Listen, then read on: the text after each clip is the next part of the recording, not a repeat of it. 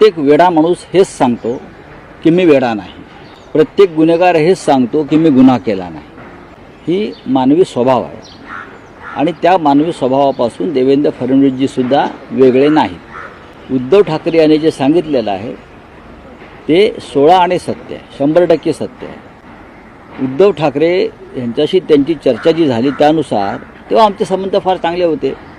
आदित्य ठाकरे यांना मुख्यमंत्री पदावर बसवून मी दिल्लीत जाईन, दिल्लीत अर्थमंत्री होईन, दिल्लीत गृहमंत्री होईन आणि मी प्रधानमंत्री होईन. मी त्यांचं स्वप्न मोठं होतं आणि ते स्वप्न बाळगायला काहीच हरकत नाही. महाराष्ट्राच्या नेत्याला असं नेतृत्व करण्याची संधी मिळणार असेल तर आम्ही नक्कीच त्याच्या पाठीशी उभे राहतो. पण त्यांचं स्वप्न बहुधा मोदी आणि शहाजींना आवडलं नाही आणि त्या स्वप्नाचे पंख कापून त्यांना महाराष्ट्रामध्ये डेप्युटी CM केलं. असं मला एकंदरीत जे काही राजकारण आम्हाला